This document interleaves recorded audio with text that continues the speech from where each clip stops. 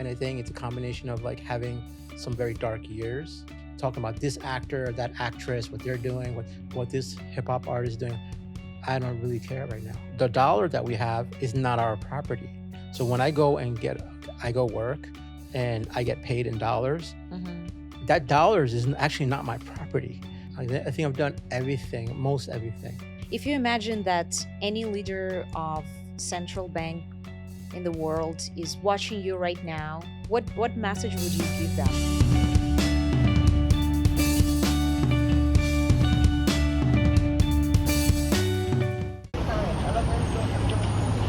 Hello, Jamiel.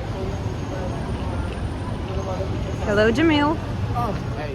This is the first time you're here? You're recording here? Yeah, that's the first time. Let's check out the studio. Okay. Where were you earlier today? Oh, I was in the office working. Rise? Yeah. What are you working on now? I'm working on a new product. It's a financial GPT, and we're advising a couple of different banks, central banks, so we're working on some of those things. Nice. Yeah. You were saying? So yeah, that's what I'm working on today. Cool.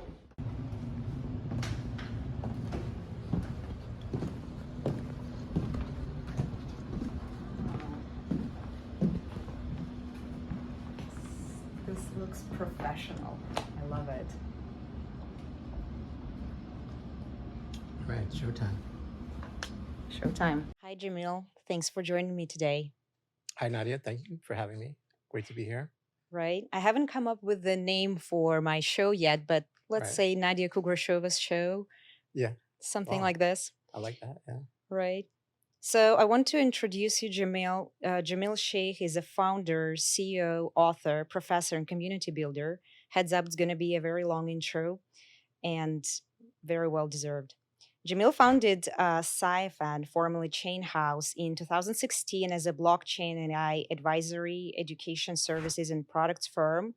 He's a founder of CBDC Think Tank as well. He has over 30 years of experience in capital markets, banking, and technology, having worked for organizations like JPMorgan, Bank of America, Citigroup, and Lehman Brothers. Jamiel is an adjunct professor at Columbia Business School, Zicklin Business School, CUNY School of Professional Studies, correct? Zib's Business School in China, where he teaches graduate courses on blockchain, machine learning, and AI, and is innovation fellow at Columbia Business School's Lang Center for Entrepreneurship. That's already very impressive, but that's not the end of the story. He currently runs AI New York City and Blockchain New York City, the largest blockchain community in New York City with over 40,000 local members, hosting events like DEFICON, CBDC Summit, and he's also running popular portals like blockchain1.com and Currency Insider. He's author of best-selling book Mastering Corda, upcoming Cambridge Handbook on Law and Policy of NFTs and Finance 3.0 with Columbia University Press, and a Forbes contributor writing on blockchain and AI topics. Jamiel holds an MBA from Columbia University's Business School and Bachelor of Business from Baruch College, and is completing his second master's in artificial intelligence from Georgia Institute of Technology. Wow. Right. That's great. Welcome. Thank I'm you. really glad to have you here. And on top of it, I'm really glad to name you my friend. Yes. And absolutely. I love our conversation. So I thought that it would be great to share it with a broader public. So that's really a lot. So let's just begin with how come you're capable, you manage to do so many things? I don't know. I don't know any other way, and I could attribute it to maybe, and I've been analyzing because a lot of people say that how can you do so many things, and I think it's a combination of like having some very dark years in the past, where maybe I thought I lost everything in many different ways, financially, personally, and things like that, and that darkness kind of maybe gave me that motivation to rise above it. And so in order to rise above the darkness, you do need to use you need to have a lot of strength to come out of it, right?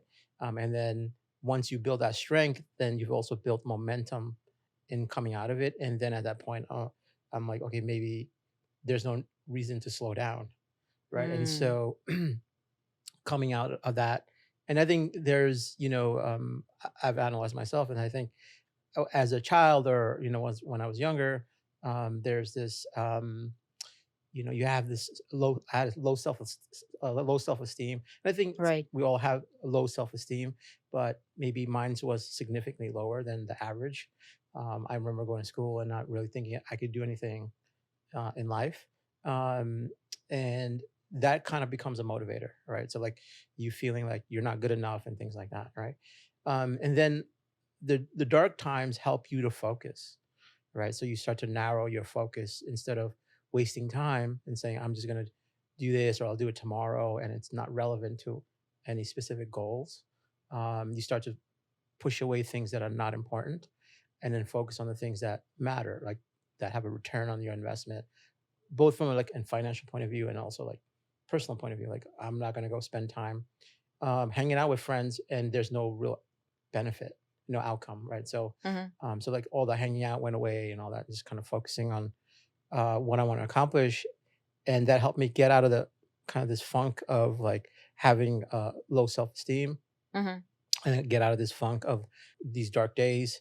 And then that momentum continued. And I built a lot of productivity in that process, right? So in a typical day, I do a lot more than maybe an average person does in a day.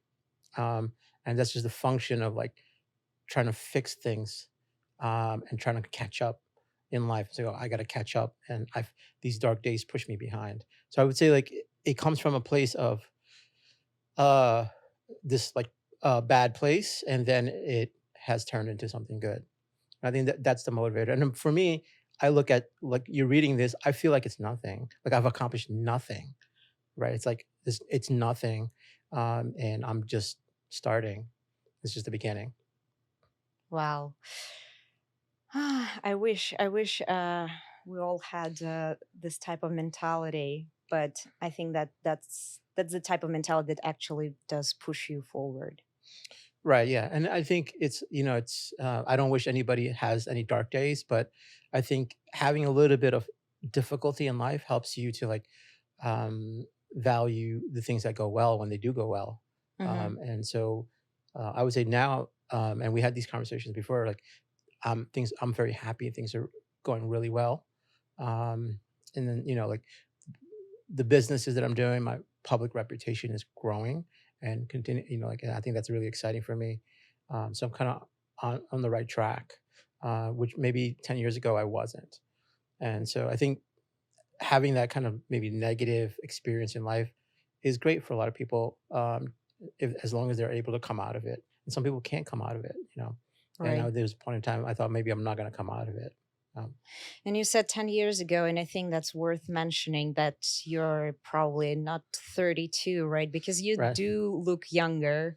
right. I don't drink alcohol and all that, so maybe that helps. But yeah, I'm 50. You're 50. Yeah. Did you turn 50 this year? Yes. Yeah. Happy anniversary. Thanks. Yeah. Thanks. That's awesome. And Yeah. you said that you do probably do more. You said you do more within one day than a lot of people, and this is true. Can you describe? Can you describe your day? Yeah. And this is based on what they're saying. This is not my perception of myself. This is what people are saying to me Sure. about what I'm able to do in a day or in a week or in a month compared to what they're able to do. And for me, I know when I wake up, I'm very, very excited.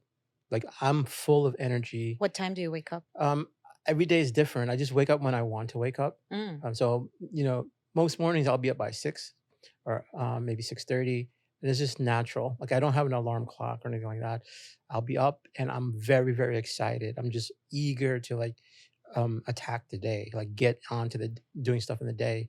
have you always had this mindset? No, it wasn't always like that. I think at some point in time, especially when I was working in the corporate world, Hmm. um, I didn't like. I will get up. There will be an alarm clock, and kind of like, all right, I got to go get ready and all that. Yeah. Did And you work here in the city? I'm sorry. yeah, yeah, I worked. I mean, everything that I did was in New York City, so it was a lot of banking. Yeah. like Lehman, JPMorgan. So there's a lot of banking. So the banking, you show up at work at 8 a.m. and you usually don't leave till around 6:30, 7 p.m. on a on a good day. Like it can be longer than that. Um, and I think like I wasn't very excited. I got my job done, and then things went well. Get promoted at Lehman. I was the vice president, um, and things went really well. I was winning awards like employee of the month and all that kind of stuff. But it meant nothing. It didn't feel anything. I wasn't excited. But now, because I'm building the things that I want to build, and Mm-hmm. I'm doing the things that I really want to do, and I'm working with the people that I love working with, and that excites me. So every morning now, it's like every morning is like a brand new adventure of all these things that can occur that day. Whereas before, the day was very predictable, and Mm-hmm. that like knowing what your day is going to go exactly, who you're going to meet that day. You have the performance review with your manager, and it's what you got to do, and maybe to some degree you're trying to do the bare minimum to keep your job. Mm-hmm. And I didn't like that. I didn't like to be doing the bare minimum. um, and if I didn't believe in the company and what their mission, but I'm still working there because they're paying me well. And I didn't feel good about that. There was a conflict inside of me, and so eventually I decided to leave Wall Street. I left Wall Street 2009, 2010, and had been there for like 10 years, more than 10 years. So I left Wall Street. I was done, um, and it was difficult at that time to start a business, get into figuring out what to do next, and that's when things got a little bit difficult. 2012, 2013, 2014, and then by 2018 and 2019, things they start accelerating. But like I think the motivator is if you're building things for yourself, you're going to be highly motivated. Yeah. And then if you start to see a little bit of success, you don't need to have massive amount of, just a little bit of success energizes you even more. Like if you make that first sale, or you close that first client, even if it's for a small amount of money, $1,000 deal, but like really small amount of money, but you close it and you're like, I did that by myself.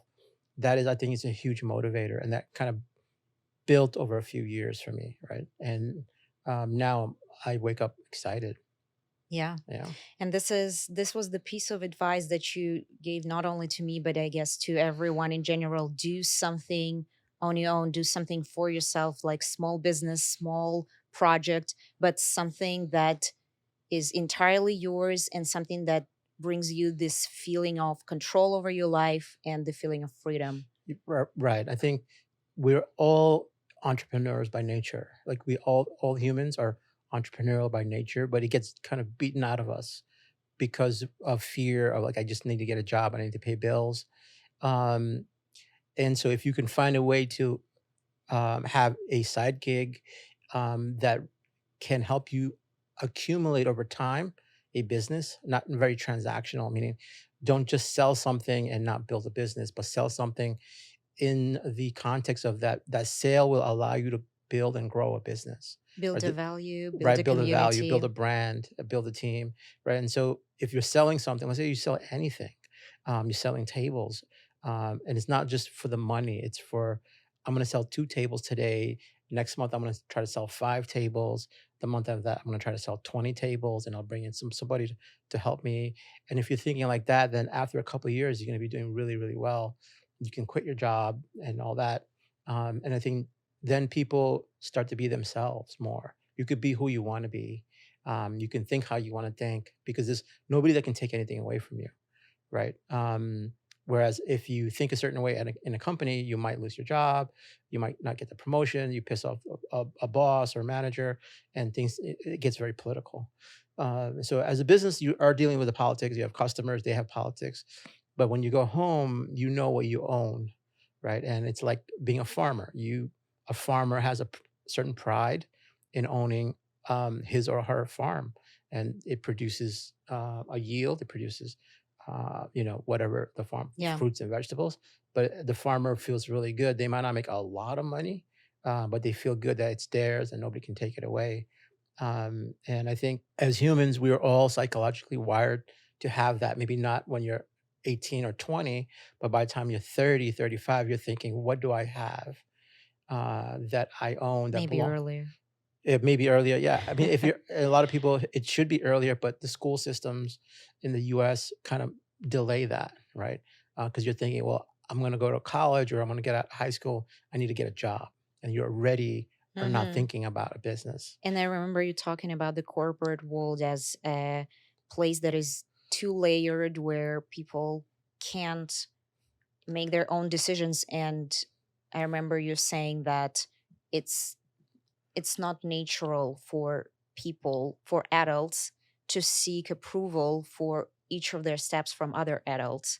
This is not how business has been evolving historically. Yeah. And I think most humans, after a while, get tired of trying to please other people, especially if they're not family or they're not, you don't have a relationship with that person that was, um, that was of your free will. Yeah. So when you're working and you get hired and the person that hired you leaves and another person comes in and takes their position, all of a sudden you have a new boss. You never picked that boss. And I think over time, there's a mismatch in the chemistry, but people stick to their jobs because they need the money and things like that. They don't want to move around too quickly. Or if they say you just started that job 3 months ago or 6 months ago, and now you have a new boss. And so I think that kind of builds up over time. There's this kind of resentment over time, and then there's all this management theory that people get promoted until they get to a point, a position in the corporate ladder that they're incompetent and they can't get promoted any further, but they stay there. And so Hmm. what happens is under this management theory is that all the managers are going to be incompetent. So you're competent at a certain point, and because of your competence, you get promoted, and then you're not competent for that position, but then you're left there, and then what happens is then people end up reporting to that incompetent person, and they're competent in other things, but they're incompetent in that position, and so and what their job then becomes is to do whatever it takes for them to secure their job, Hmm. right? And so that's where all the politics comes in, and then you have these employees that are dissatisfied. So you ask anybody, do you like what you do at work? And if they say yes, it's kind of strange. Like, why? Why? Hmm. Why do you love what you're doing? Because the company's making money off of you, right? So they're paying you $100,000 a year, whatever it may be, because they're making $300,000 off of you. And so why aren't you out That there? would be a good ratio, by the Right. way. Well, it is Usually like it's if you look at probably less, right? no, it's more. It's if you look at the I mean, like a person is making a smaller percentage. I think it's like correct. 10% or Right. something usually per employee. Right. Yeah. So if you look at the profit margins, you're not getting a share of the profits. Yeah, you're saying a lot of interesting things. I came up with more and more questions, but uh, we'll jump back for a second to your day routine, Right. right? So you wake up whenever you want, Right. and do you exercise daily? Yeah, not daily. I'll get into gym maybe on average 3 to 5 times a week. Okay. And so um, every day is a little different. So I have membership in a couple of different gyms, and so like it depends what I want to do that day. Mm-hmm. So I'll go to gym, you know, not every day, but most days in the week. Um, it doesn't work when I'm traveling. And traveling, it's chaotic. And you travel a lot. Yeah, I travel quite a bit, and so like maybe 70% of the year I'm traveling, right? Yeah. And so that limits the ability to like get into the gym. The hotel gyms are typically one, if they even have a gym, it's not that great. Mm-hmm. Like the heaviest weight they have is like a 40-pound Yeah. dumbbell, and so but yeah, I won't get up and go to the gym first. I'll typically get up and try to get some sunlight and hydrate, Mm. and then I'm on Huberman speaking here. what's that? Huberman speaking Huberman, yeah, here, right? yep, Like Andrew the Huberman. sunlight. Shout out to Andrew Huberman, and do some of those kinds of things, and then I'm working right Yeah. away. I'm on my computer. I'm checking emails, and I have a team in Vietnam. I have 60 developers there, Mm-hmm. and so there's typically a bunch of things they're waiting on me for, Mm-hmm. because it's getting to be evening there, and so I have to respond to them early in the morning, and then typically go back to them at night when it's their morning. So just because of this, I have a presence in Asia, so that there has to be that interaction there. Yeah. So that typically takes priority. Dealing with Asia takes priority, and then whatever happens in New York that I need to deal with um, comes next. Yeah. So Well, we'll speak in a moment about your projects and all the things you're working on. yeah, What I got really curious about is that you moved from a dark place into being really happy when you wake up, right, and you really enjoy what you're doing. And at the same time, I don't hear how you actually managed to do this, in a sense that you said that you cut, like, you're hanging out with friends, right. you travel 70% of the time, which makes you a little bit in this limbo, right? In the limb. And I'm just trying to imagine another person managing this type of lifestyle and being happy. So do you know, like, what made your mental health better and how you are able to sustain it?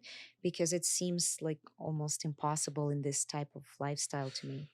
Um, I like my mental health was bad a few years ago. Mm-hmm. Now I don't think I have any mental issues. I might, according to a psychologist, right? Like, You have a but psychologist. I don't. I'm saying, but if I were to talk to a Mm. psychologist, maybe they would identify something that Mm-hmm. I'm not aware of. But I'm not depressed, and I'm Mm-hmm. not anxious, and I'm not scared of the future. I'm not scared of dying. Like there's nothing. I'm not suicidal. I have healthy relationships. Um, I'm not somebody that gets into arguments with people. Mm-hmm. Um, like there's nothing that really is bothering me. That's a Yeah, peace of mind. yeah, I would say it's a peace of mind, and it it's a process, and it was not a planned process. It was me saying, if there's toxic people around me, then I'm going to like, I'm not gonna cut them out of my life. Like I don't believe like excommunicating people completely. If they ever need help, they can reach out to me. But like Mm-hmm. certain people that were toxic, I try to remove them Mm-hmm. and not really engage with them too much. It could include some family members, and so like the amount of interaction I reduce quite a bit, and I don't get involved in things that don't matter. That like if it doesn't apply to me, um, I try not to have an opinion about everything. I try to have very few opinions, as few opinions as possible. Like my job is not That's a to good way. like so you will in the news there's this issue, this social issue, that social Mm-hmm. issue.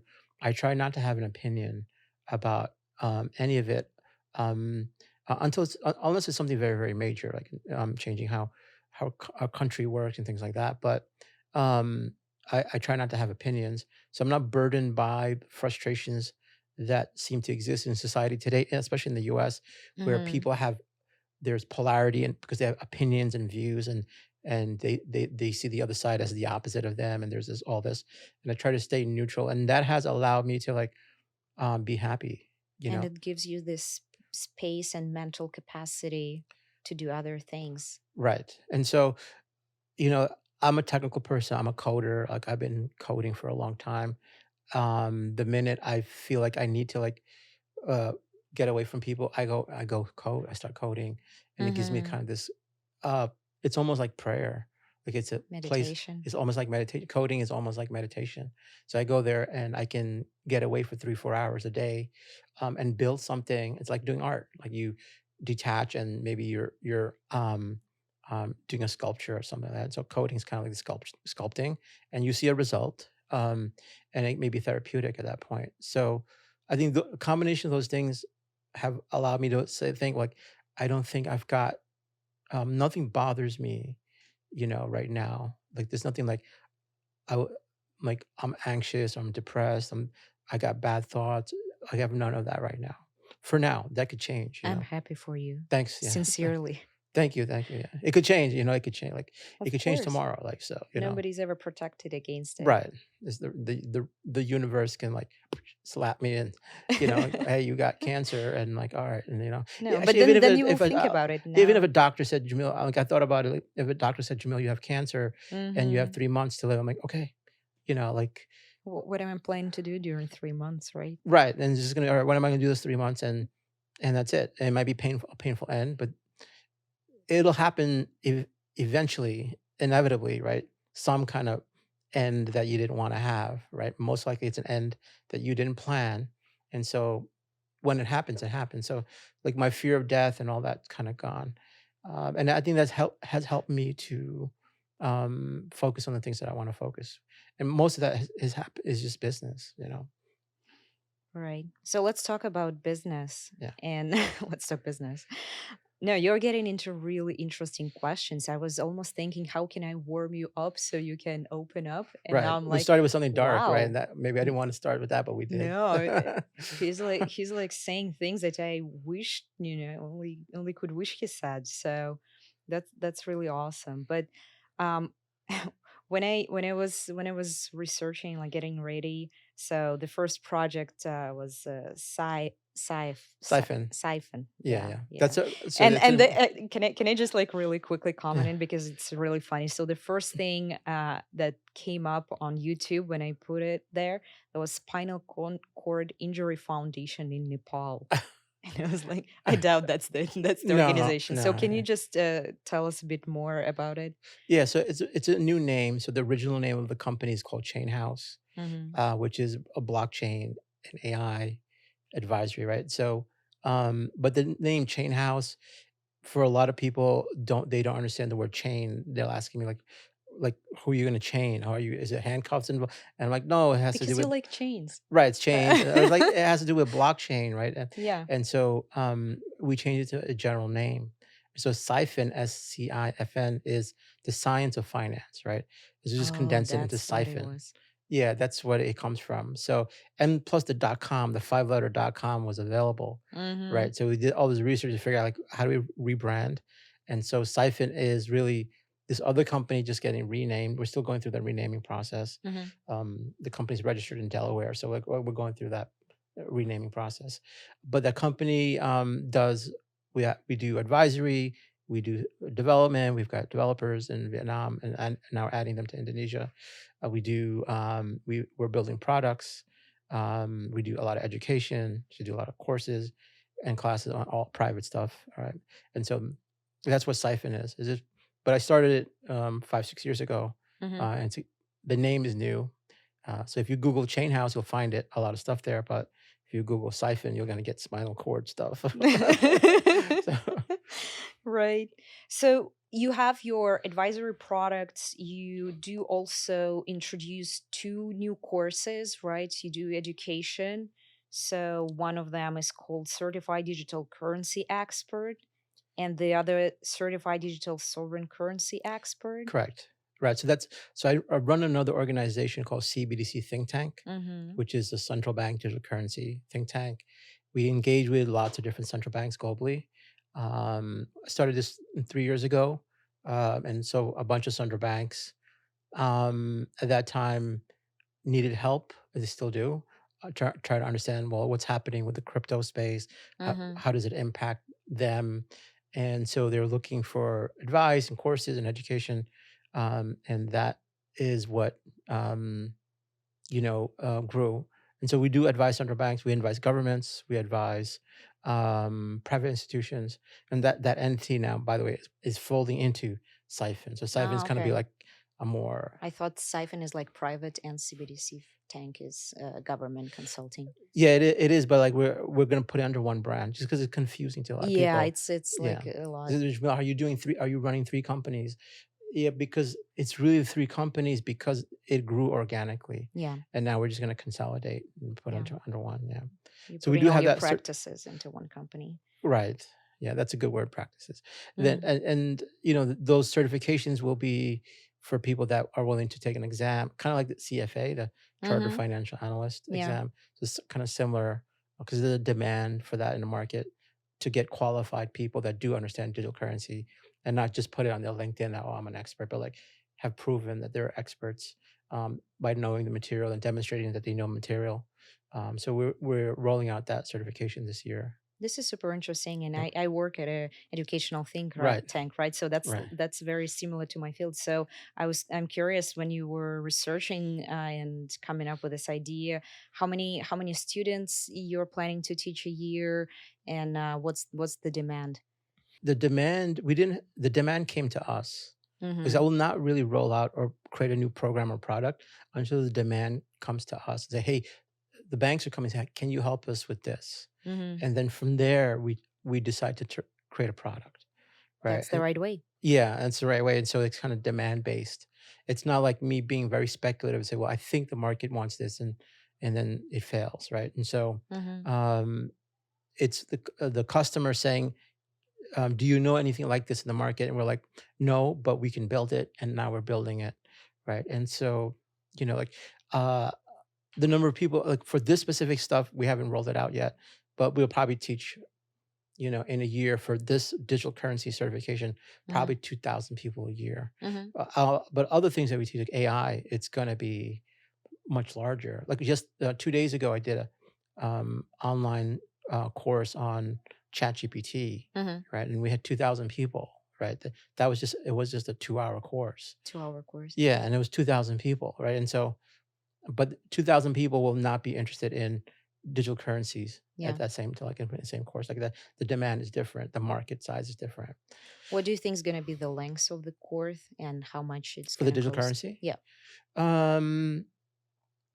So typically I think we typically do 1 week boot camps, Mm-hmm. and they typically go for $2,000, $3,000. Mm-hmm. And so this will go somewhere along those lines. Yeah. Yeah. But as a professor, you do believe in fundamental education, right? Yeah, of course. So Yeah. you're not thinking that this is going to be replacing the formal education. It's just supplementing it, right? I'm Right. not saying like about a week, but maybe, like there are so many boot camps now, right? Which are sometimes half a year and people feel enticed, to spend half a year instead of 2 years, for Correct. example. So can Yeah. you speak a bit like about Yeah. that? So boot camps, like the boot camps we do, because it's targeting professionals, Yeah. and they typically can't allocate a semester. Most professionals don't have that. If they do, they'll go and do their masters or something like that. Mm-hmm. So they're looking to wrap up and learn something in a month. They're looking to like maybe get reading material and to be able to prepare and go through that reading material. Let's say they go through 400 pages of reading material, and then they come into the boot camp and they accelerate their learning, and then they're ready to maybe take an exam at that point, the certification exam, or maybe they study a little bit more and then they take the exam. So it's the same thing like the CFA. The CFA has these kind of things as well. When you do your CFA, the Chartered Financial Analyst, um, there are 1 week boot camps that you can go. There are like 6 week boot camp, but they meet, one night a week or 2 nights a week and things like that. Our boot camp would be like 9 to 5, 5 days. You take a week off and you're done. And so I think that's the market we're hitting is these banking professionals that can probably take a week off, 2 weeks off at the most, and it's very hard for them to take very more formal academic courses. Um, and it's a certification targeting professionals, and that's Mm-hmm. a different market than let's say academia is. So academia, I think you do have professionals going there, uh, but that's I think more fundamental learning. What is the current state of academia in terms of blockchain, AI? Do you think it's corresponding and responding well to the market and what's going on in the world now? Or you think it's kind of lagging behind a bit? I think it depends on what country. I think that's a great question. It depends on what country. I think in the U.S. we're lagging behind. What countries are in front I, of I the would say process? maybe Singapore Mm, is in front. Surprisingly, Vietnam. You would yeah, not think, but Vietnam is in terms of their education system. They're doing really, really well. So I think in general, Asia is doing really well, yeah. and they're bringing up really intelligent kids. Hmm. Um, You uh, like Asia, like both from the business perspective and education. yeah, You from have a your business, team there. yeah, the business perspective, it's hard to resist, Hmm. just because of the growth there. Um, and one of the benefits is that they like the American brand. So by going there and expanding there, it makes things a little bit easier for us. So like I bought a company last year. I bought a Vietnamese software development company last year. Um, and so like buying that company was so much easier and cost so much less than it would, let's say, I got 60 software developers in the US, which might cost me $10 million a year, right? And in Asia, it's a fraction of that. So I think the value proposition is there, and they're just as good as developers, let's say, in the US, right? The only difference is communication and time zone, right? Different Hmm. time zone, and their ability to communicate in English is a barrier. But I think coming back to the education thing, I think Asia is doing really, really well. I think the US is behind when it comes to blockchain and AI. When you talk to people, you just go out in the street and talk to somebody about artificial intelligence, they'll go to Hollywood, right? What comes into their mind is like Terminator and Skynet, and these kinds of things, right? And which is not really AI in its entirety. That's not the full picture, Uh, right? And and so that's because our education system is not embraced these things yet. And you see regulators, the U.S. regulators, are not fully aware how blockchain works. They don't even fully understand how social media works, mhm. right? If you look at some of the people that they interview, like the TikTok guys and the Facebook guys, they were asking some bad questions. So I think we're behind. I think, but other countries are moving ahead. So we'll see. And you travel a lot, and you consult central banks, right? You Yeah, consult, we advise them. Yeah, yeah. yeah, And I was reading your interview for Forbes, and you asked yourself a rhetorical question in it. And it was like, if I assume some particular innovation is the norm in the world, what would or could that world look like? right. That just seemed interesting to me. Like, if we imagine the world where every country has adopted CBDC, uh, is this a better place for the humankind? And what kind of financial world do you imagine as the most beneficial for each human being? Right. So S- that's I mixed your question and my question, Yeah. but um, can you answer this? Yeah. So for me, the way I look at innovation is I imagine a world where that piece of innovation is everywhere. And then what does that world look like? And if that's an interesting and enticing world that I want to be in, then that innovation will work. Whereas a lot of innovation has failed, right? So we built something and like blockchain is cool or crypto is cool, but what does the world look like where everybody's using crypto? Is it a better world or is it just the same thing? What is your opinion? Would that be Um, a better world? so I think it's a big question, right? So it's not clear for like CBD. If you're talking about CBDCs, it's not clear if it'd be a better world or not, right?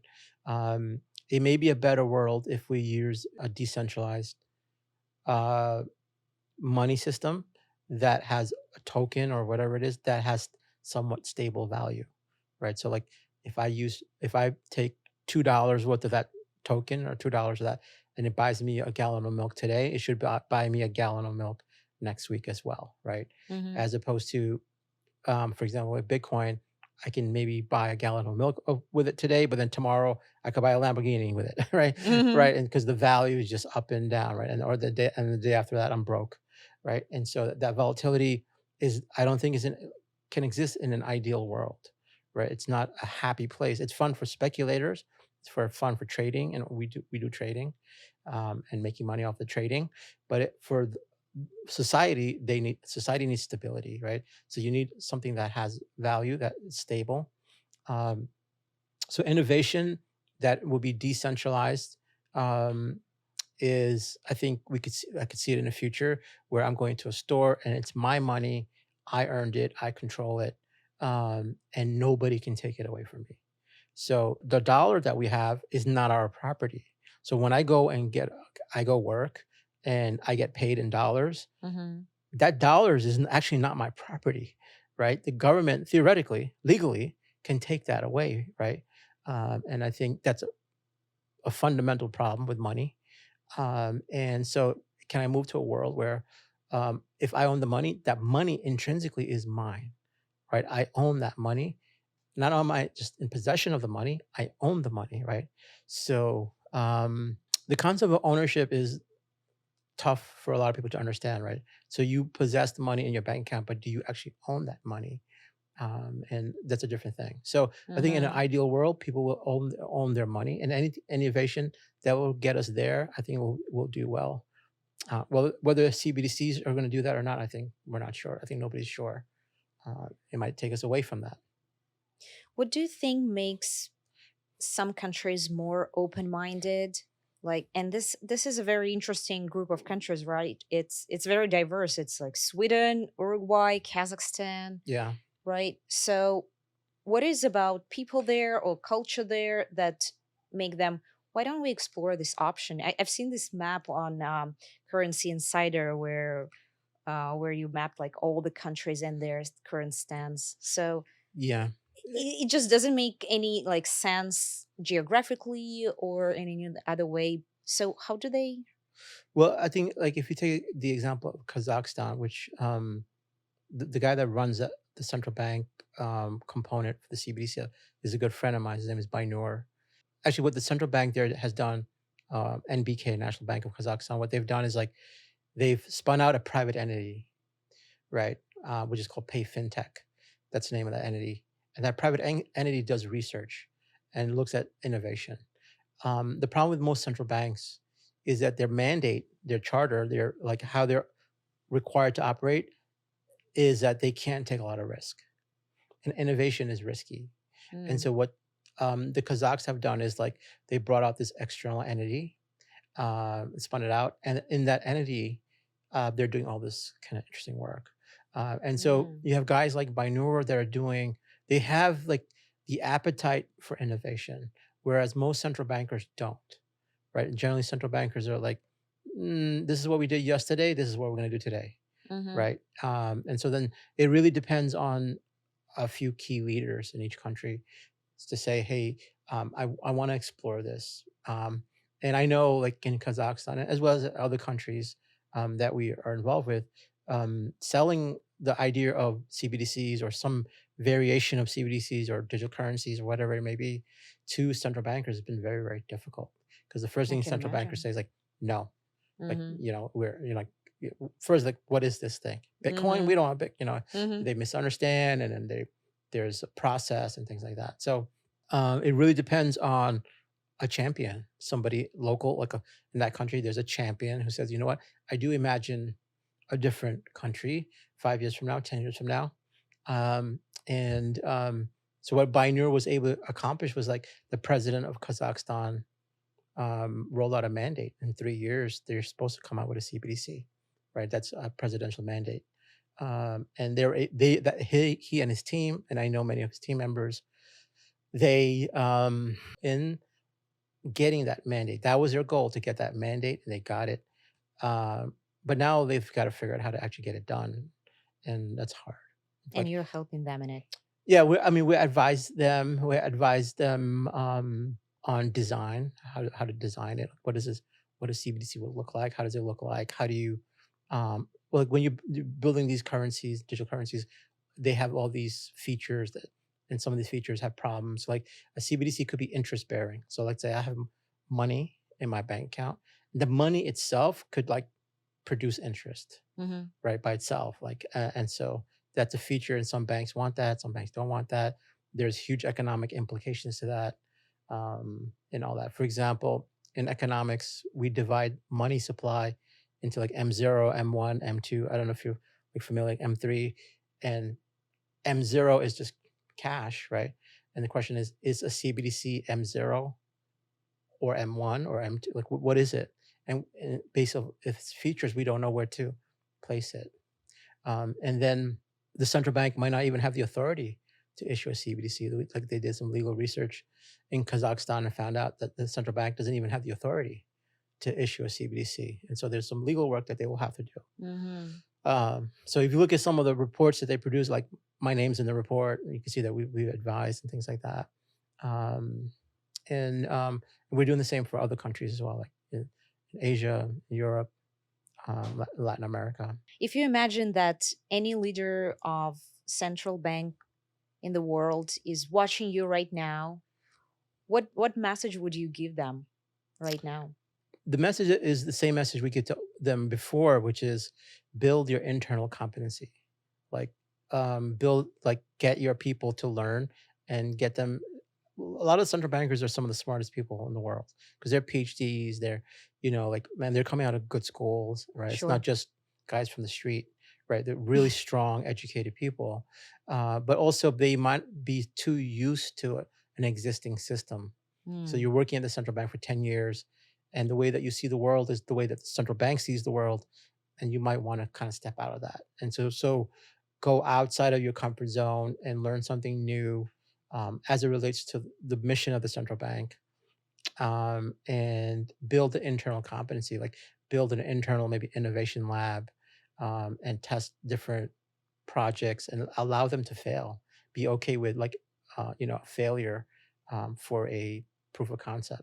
Let it fail, and even through that failure, there'll be this enormous learning internally, and that's what we advise central banks to do.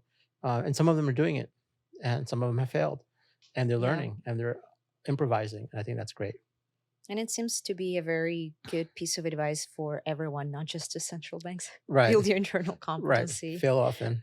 Fail So often. yeah, I mean Um, there is a book on like failing on failing, and because that's the only way you can get to be successful. It's like allowing the Absolutely. room to fail.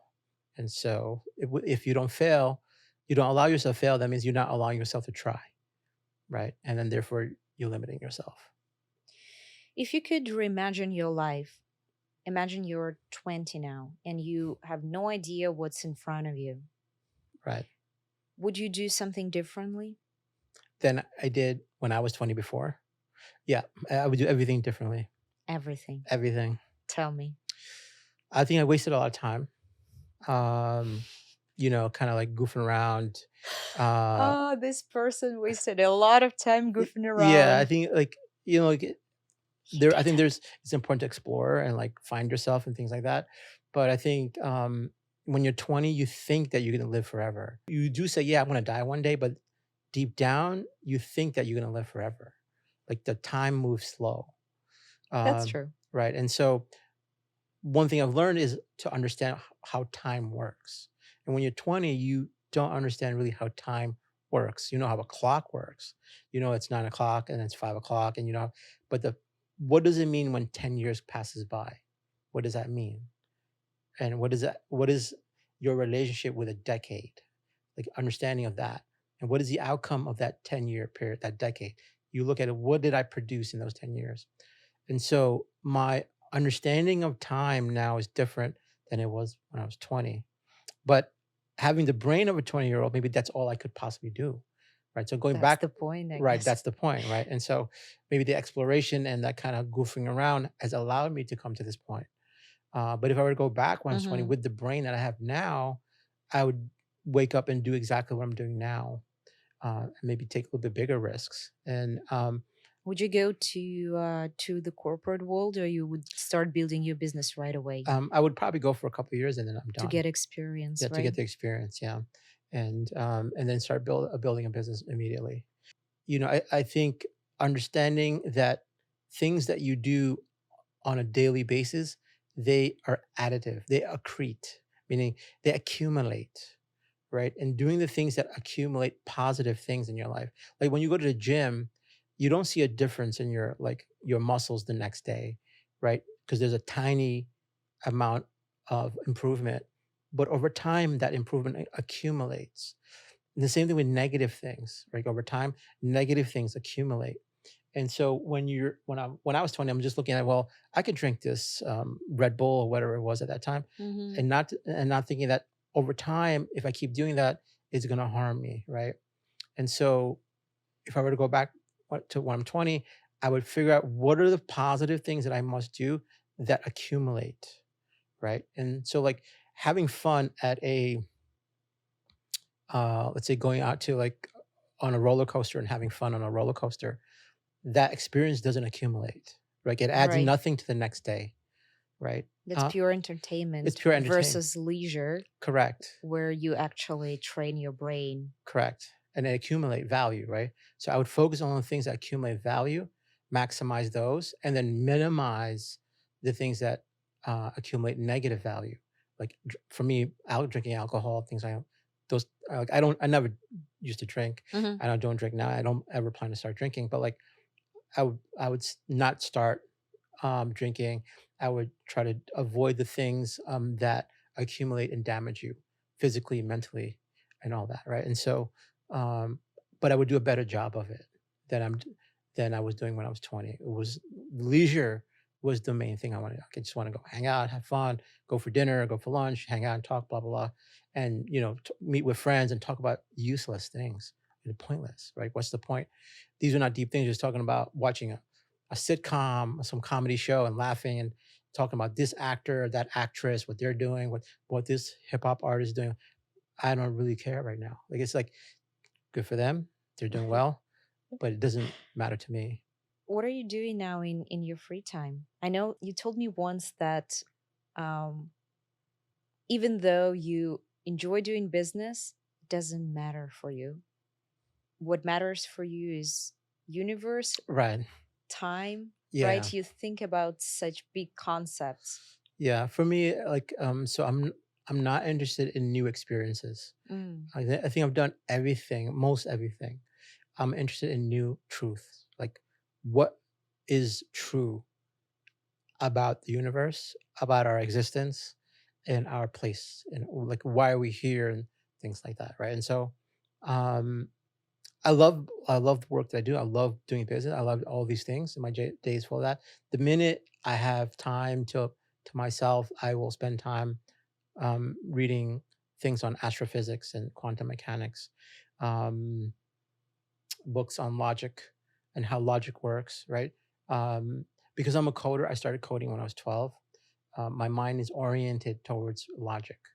It's like by coding, your brain rewires to like understand logic in a different way, and Mm-hmm. actually makes you difficult to like connect with people because not everybody, most people are not logical; they're emotional, right? And so, Right.